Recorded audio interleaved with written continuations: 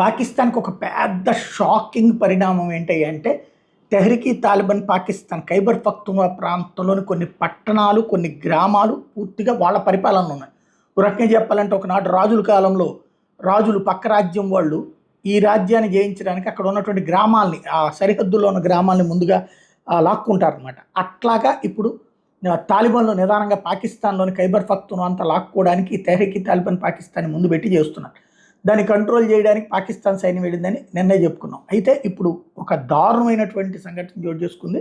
తెహ్రీక్-ఈ Taliban Pakistan వాళ్ళని attack చేయడానికి గాను పాకిస్తాన్ సైన్యం, ఐఎస్ఐ అలాగే వాళ్ళకి ఎఫ్‌సి సిబ్బంది, ఈ ఫ్రంట్ సిబ్బంది ఒక బ్యాచ్ ఉంటారనమాట. అంటే వాళ్ళు ఇంతకుముందు తీవ్రవాదంలో చేసి ఇప్పుడు అవుట్‌సోర్సింగ్‌గా పనిచేస్తుంటారు. అట్లాంటి వాళ్ళని పెట్టుకున్నారు. ఓవరాల్‌గా 832 మందికి పైగా పాకిస్తానీ భద్రతా సిబ్బంది ఇప్పుడు ప్రాణాలు